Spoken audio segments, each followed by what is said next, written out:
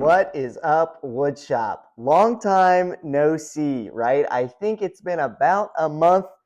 No, almost 2 months or more than 2 months. I'm like, oh, I'll turn around since I posted a video.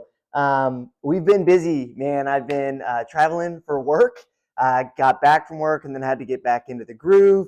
And we're getting ready for a big move. So there's a lot going on. I have a few projects left before our next big move. And today we're going to knock out one of them. So pushing the cutting board hustle to the side. And we're going to do something that we haven't done before.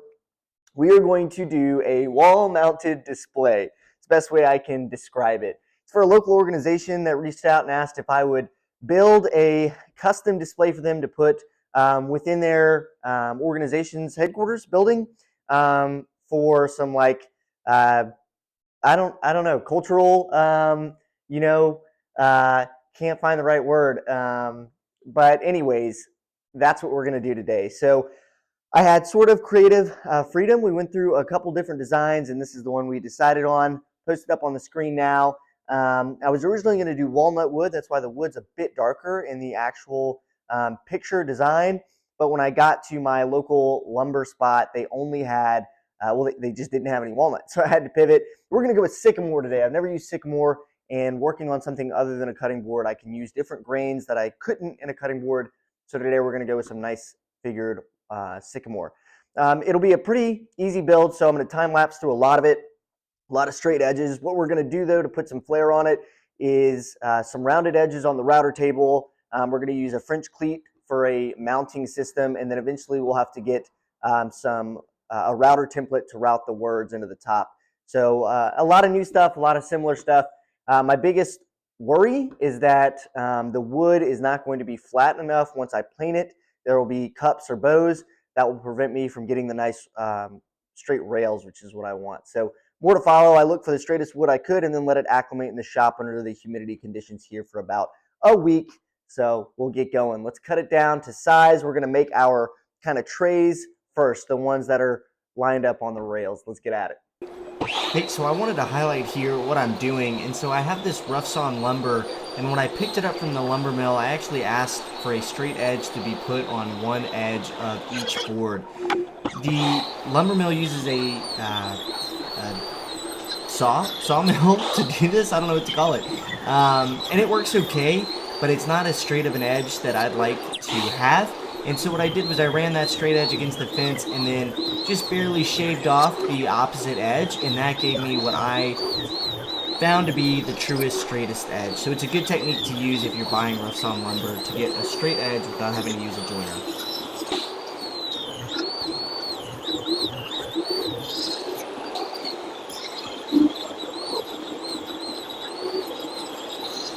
All right, so we got all of the rough lumber ripped down to width. Did pretty well with my calculations for how much wood I needed. I really don't have a lot left over.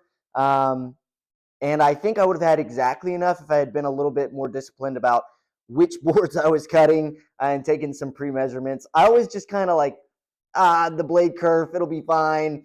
And it always gets me in the end. So learn from me, do as I say, not as I do, right? Calculate for that blade curve and losing that 1/8 of an inch on every pass.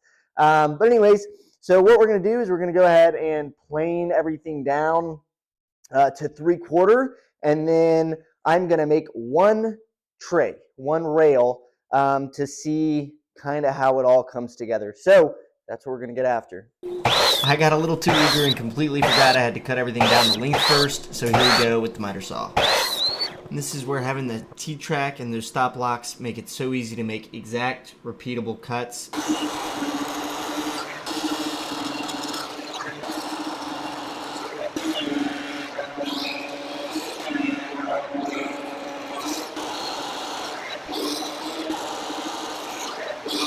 All right, so check it out. We've got the shape of one tray made. So it's really simple. You have a 3-inch piece on the bottom, 3-inch wide. Everything is about 3/4 inch thick. And then you have a 2-inch backstop piece and a 1-inch lip. 3/4 inch lip. But the point is this, as you can remember from the diagram or the blueprint, there will be 5 racks of shelves. And then we take this, which may or may not be 30 millimeter shell, and you slide it in. And so essentially, the organization will be able to display these shells. You earn them, and so as people earn them, they place them in the display, and then they're there hanging on the wall within the organization forever. Culture, right? So I've got some shaping left to do. I'm going to go ahead and round over the edges of each piece just to kind of give it a mid-century modern feel. I think it'll look good. I think sharp edges, if I were to just keep it like this, while maybe fitting of the organization, are just a little too simple. And so to give it some round over and give it some character, we'll go ahead and do that. Then we'll sand everything out. And I don't think I'm going to add oil until the very end, but we should get a pretty good idea of what it's going to look like. And just a note here, sycamore is really pretty wood. It's got some wild grain pattern going on here, which is just really neat to see. And so I'm pleased with my choice of this wood, and it's kind of got a pretty tan color. So let's go ahead and get the router table out and round over some of these edges.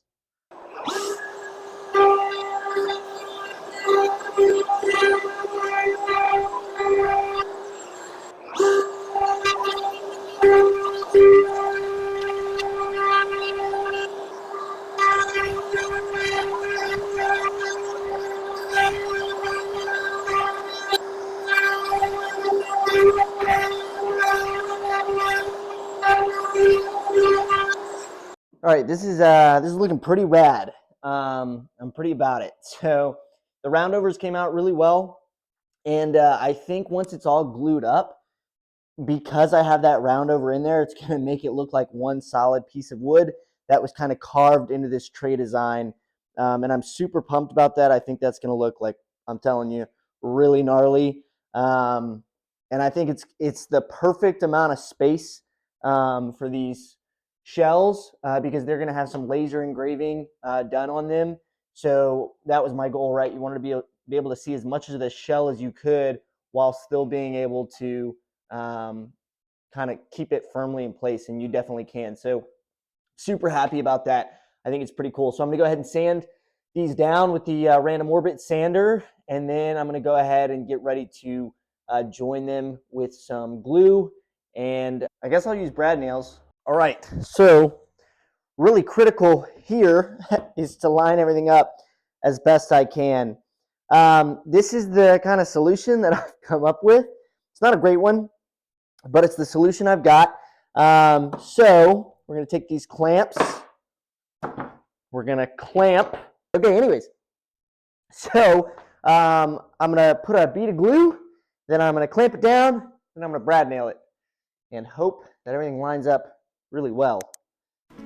Okay, so I very intentionally left this part of the video, and it's a long time lapse, I won't lie, but I just wanted to show you that sometimes, even with experience, and even with a haphazard plan, but a plan, things still don't go easily, and they get messy, and you just have to react and do the best you can. So you'll see me fighting with this glue up and, nailing process here. I finally figured out the front lip went on a lot better, and we'll continue to improve over the next 5 of these things. But it's kind of just comical, so I'll just play some music in the background and we can all just watch this struggle.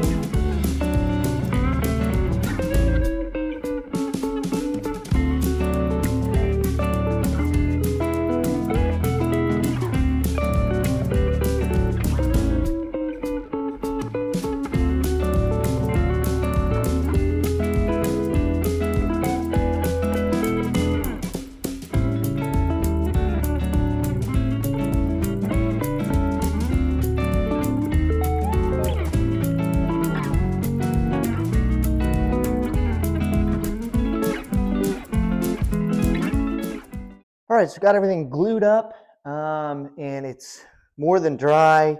This slides through real nicely, so really just happy with that. So what I'm going to go ahead and do to finish out this part of the video is just sand it down, I think, to final sand, or final grit, sorry. So I'll step it back from 80, 120, all the way up to 220, possibly even 400. And then I think we'll be done with the first tray. So let's get to sanding. I don't know how I managed to get none of this on camera, but I used a foam sanding block, something kind of squishy, to come back with each grit to get the rounded over edges.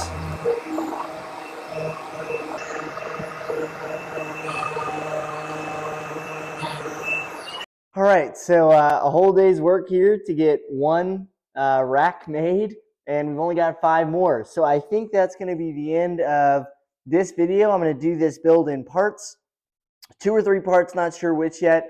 I'm going to go ahead and bang out the next 5 racks. It's pretty simple to do now that I've got the process down. Really the hardest part, as you saw, literally it was just whatever, was getting the lip and the backstop edge on there. There's got to be a better way to do that, and I could like make a jig or something. And if my outfeed table, there's lots of things. I just don't have the ideal setup for it, so I'm going to keep working it. And by the 5th one, I should have something figured out, right? So yeah, I'm super happy with it though. I'm really happy I went with the rounded edges. I think it gives it a real crisp, kind of fine furniture feel to it. And that's what I'm going for. So I hope you enjoyed this video. Really nothing crazy, nothing we haven't done before on the channel, but just a pretty cool build video. And then I can't wait to show you guys what it looks like all together. So at the place. I've been talking for way too long. Thanks for watching. This has been 5 o'clock Woodshop. Like, subscribe, and comment for more.